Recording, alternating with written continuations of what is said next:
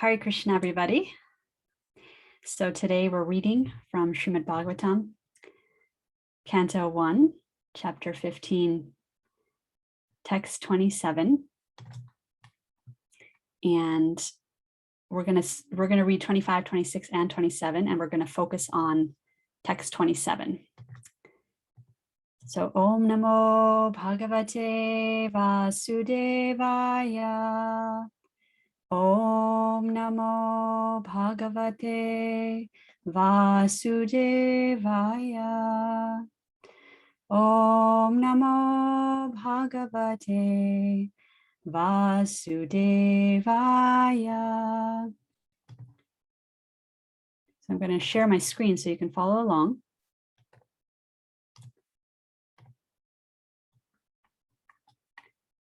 And so these two, 25 and 26, are together, and we'll read the translation for those.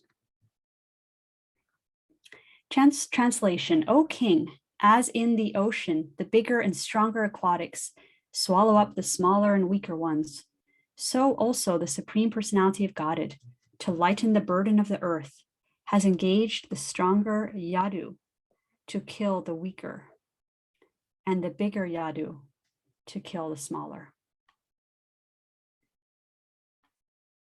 This is again in the context of Arjuna's lamentation after Krishna passes away. And then we're here on text 27, and I'm going to do the Sanskrit for this verse. Desha kalartha yuktani hritapo pashamani cha haranti smaratashitam Govinda Bihitani Me. Translation. Now I am attracted to those instructions imparted to me by the personality of Godhead Govinda, because they are impregnated with instructions for relieving the burning heart in all circumstances of time and space. Purport.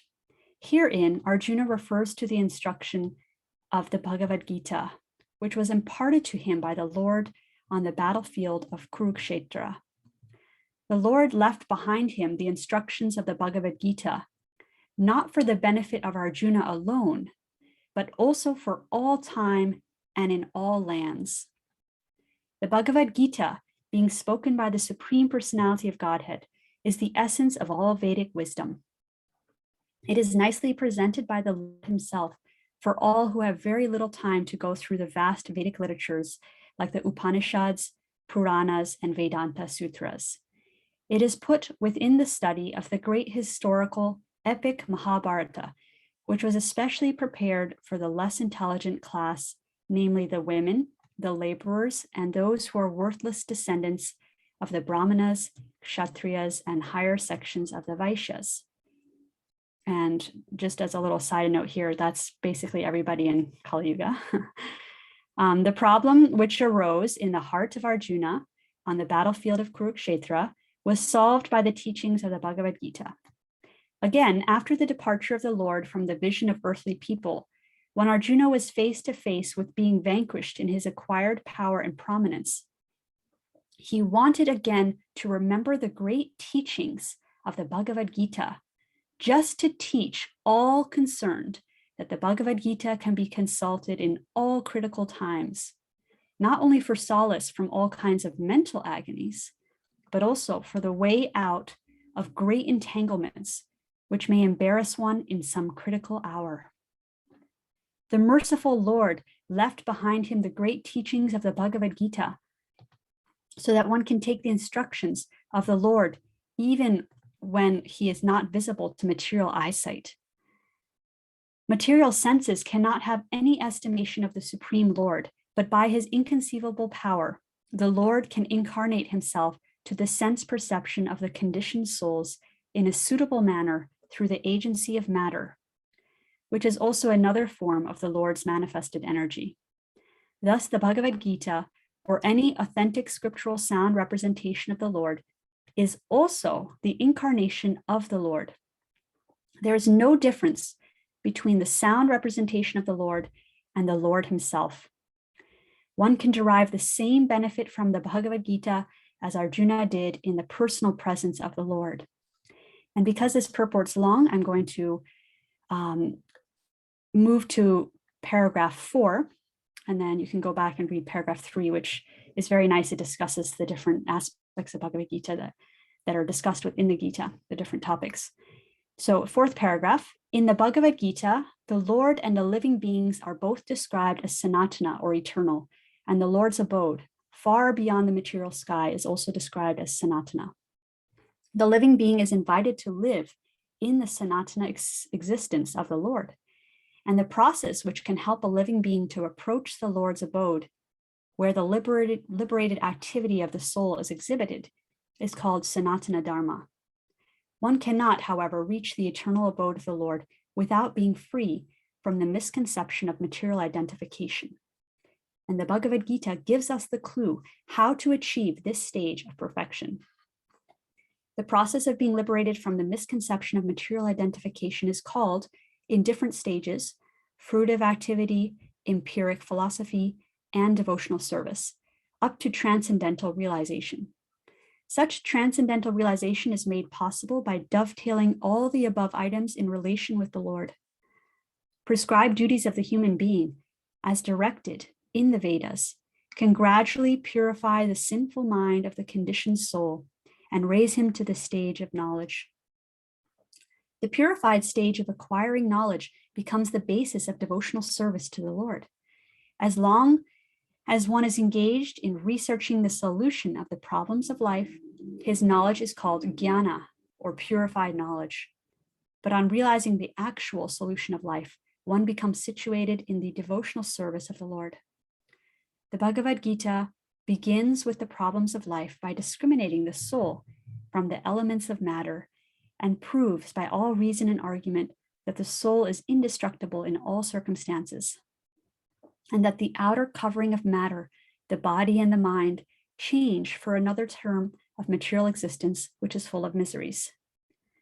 The Bhagavad-gita is therefore meant for terminating all different types of miseries, and Arjuna took shelter of this great knowledge, which had been imparted to him during the Kurukshetra battle.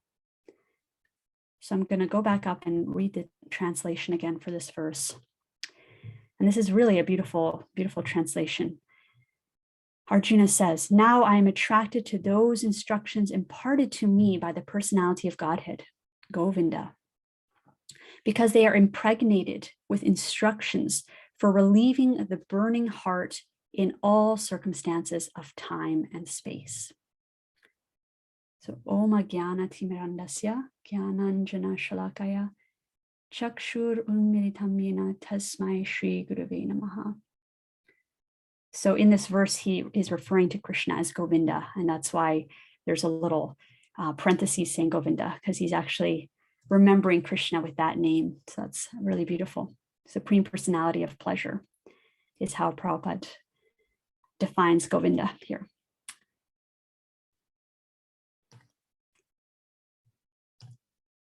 So this is a very wonderful, wonderful verse and purport to sort of reflect on our appreciation of Bhagavad-gita in our lives. It's a reminder, it's like a reawakening our appreciation and what it means to us. And I was reflecting on how Arjuna here is helping us do that. Prabhupada even says in the purport that Arjuna is reflecting back to the time when Krishna taught him the Gita, these lessons, Bhagavad-gita. And he's doing so specifically to teach all concerned, this is what Prabhupada says, to teach all concerned that the Bhagavad-gita can be consulted in all critical times. So we can, in the context of thinking about Arjuna in this pastime, feel gratitude for how he's reminding us of Bhagavad-gita being the solace, our great solace in life. That's the Gita. And then I was simultaneously thinking about how we can feel gratitude towards Krishna as well. And in general, when we read the Bhagavad-gita, it's an act of gratitude we can feel gratitude towards both of them, because together they gave us these teachings that can change our life. And so in terms of Krishna, Prabhupada says in the purport here that even though Bhagavad-gita is spoken to Arjuna 5,000 years ago, Bhagavad-gita is actually an incarnation of Krishna and is available to us right now. So Prabhupada writes, there's no difference between the sound representation of the Lord and the Lord himself. One can derive the same benefit from Bhagavad-gita as Arjuna did in the personal presence of the Lord. So that really struck me, just thinking, wow, Krishna's not just speaking to someone 5,000 years ago and it's now, that person, Arjuna, got so much mercy in that moment. We can also experience that personal presence of the Lord, as Prabhupada says, a personal presence of the Lord in the teachings of the Bhagavad-gita. So in that sense, feeling gratitude towards Krishna for making himself available forever in his teachings. Just like with the holy name, right? So the holy name is also non-different from Krishna. So similarly, the Bhagavad-gita, even just having the book in your house is just so special, like having Krishna there. So yeah, so approaching Bhagavad-gita with that sense of gratitude. Thank you in this particular pastime, Arjuna. Thank you for reminding us of Bhagavad-gita, and thank you, Krishna, for still being accessible today. So I wanted to reflect on this particular quote in the purport. Prabhupada says, Arjuna wanted again to remember the teachings of Bhagavad-gita, just to teach all concerned that the Gita can be consulted in all critical times, not only for solace from all kinds of mental agonies, but also for the way out of great entanglements, which may embarrass one in some critical hour. So I want to focus on this phrase, solace from all kinds of mental agonies. So just reflecting on the Bhagavad-gita as our great solace. So I looked up the definition of solace. And one definition is comfort or consolation in a time of distress or sadness.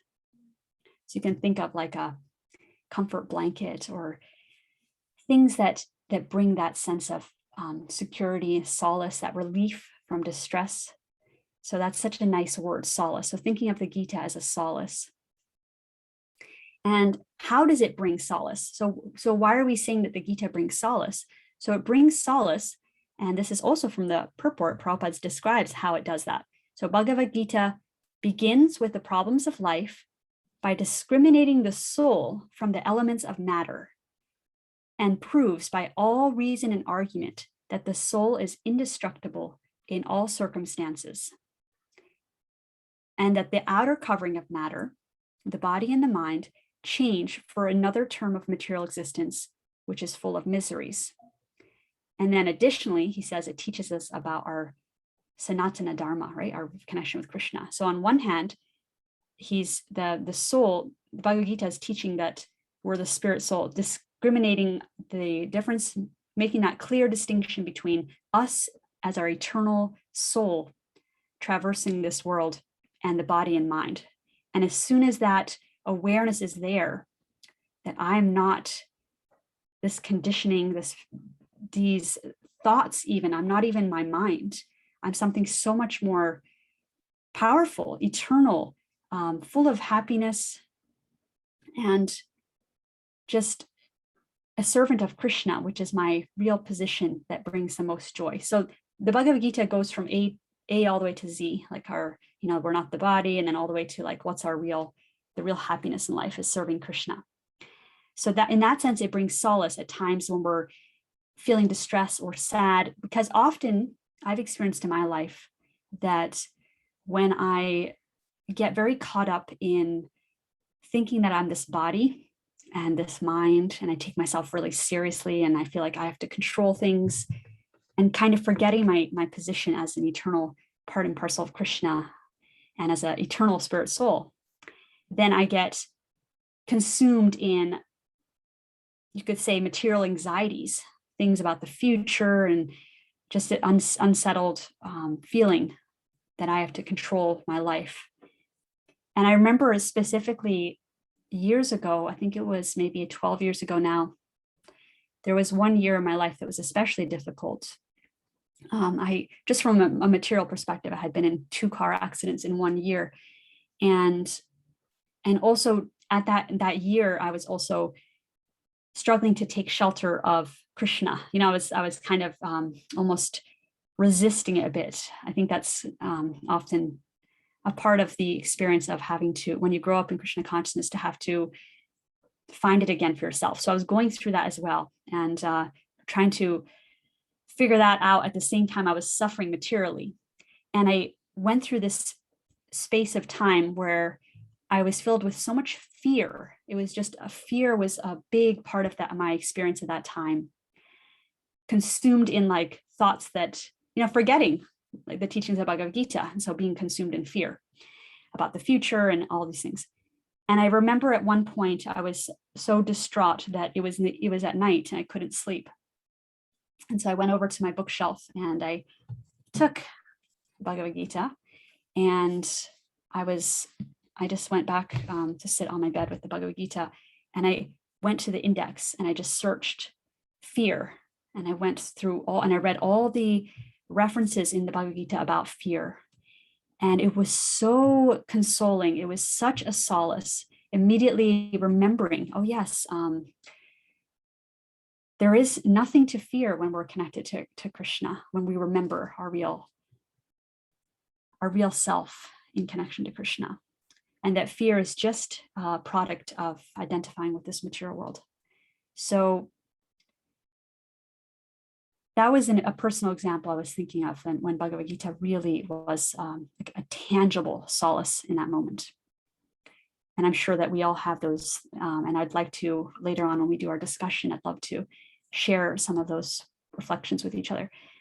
So sometimes when we're resistant to wanting to take shelter in spiritual life, this is something that my father shared at one point, his realization that just remembering Bhagavad Gita's on your shelf, just knowing the teachings of Krishna and knowing they're there and Krishna is there, ready for me when I'm ready for him, right? He's there in his book form. And just knowing that, like, even if we're somehow resistant to picking it up and reading, but having that, like, wow, that knowledge is there when I'm ready to access it again, when I'm ready to dip into it. It's there, and it's such a comfort, a foundation to our life. As a child, and I don't know if some of you did this, but I would sometimes do this exercise in my mind of what would I take if suddenly a fire, like if there was a fire in the house. Yeah, I see some nods. So if there was like suddenly a fire or disaster of some sort, and you had a few, I don't know, minute or two to grab some things, like what would you take? And so I would kind of go through that. And I remember doing it several times over the course of my childhood, like, and it would sort of evolve, like, oh, I'm gonna grab my deities, or I'll grab, you know, things like that. And so I was thinking in that context of, in reflecting on Bhagavad Gita from with this purport and this verse, that would be that would be one of the items that would be critical to have with us. Like if we could only, like, say we were everything in the whole world was, you know, gonna vanish and we only could have one thing, that would be like the perfect item to keep with us, because everything is in there, because Krishna is present in his words. So Krishna is there with us. And of course, you know, there's also our chanting and all that. It's not like this is just an exercise for the mind, but I was thinking, like, if I was on an island and could only take one book, I would take Bhagavad Gita, you know, things like that. So it's just to remind us of how precious this gift is. There was even a story of a man who, and there's many like this, but there's one particular story I just want to share of a man whose life was saved because of Bhagavad Gita. And it was a couple that were trying to put Bhagavad Gitas in hotels, and the hotel owner was really resistant. He said, I'll think about it, but he was really resistant to having a Bhagavad Gita in every room. And so they left a copy with him. They went in person and left a copy and said, just take a look and see what you think. And so he said, okay. And so he had it on the reception desk. And later on, when the devotees came back, the devotees received a phone call saying, yes, I'd like to have books in every room. So they came in person with their boxes, and the hotel manager told them this story. He said, so when I had that book on the reception desk, one evening, a man came checking in and was very like distraught and disheveled, and was very speedy about check-in. Was just like checked in and like just ran for the elevator, and he had grabbed the Bhagavad-gita with him, thinking that maybe it was like a free magazine. You know, he just kind of grabbed it on his way past the reception desk up to his room. And later on, and they were a little concerned about him, like they were thinking that's strange. And so I think they checked on him later on, and they heard this story from him that he was planning to commit suicide that evening. And in his room, he had brought things for that, to do that in the hotel room. But because he had because Bhagavad Gita had like jumped out to him, right? Like had saved him. Like he grabbed Bhagavad Gita, and he started to read it in the room. And he said he read and read for hours and hours, and like was completely, his whole his intention to commit suicide was, no longer there, but his whole approach to life, his whole understanding of himself and his purpose was reignited, and just it gave him a sense of purpose. And basically the manager let him keep the Gita, and he went home, and so on. And then the manager said, yes, let's put them in every room, because he saw the power of the Bhagavad Gita's transformative nature. And so I wanted to share that. It's there's so many stories like this, amazing miracles of Bhagavad Gita, really reciprocating on an individual level with us.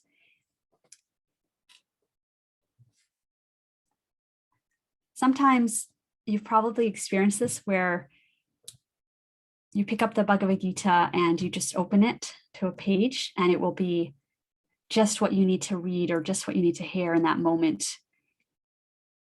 Because just as Krishna reciprocates with each one of us individually, he's like a person. Krishna's the most personal, right? The most personal being ever. And he relates with us in such an intimate way, really according to what we need to help come closer to him. And so similarly, because the Bhagavad Gita, the song of Krishna, song of God, is non-different, therefore it's just as personal. The teachings of Krishna are just as personal as Krishna.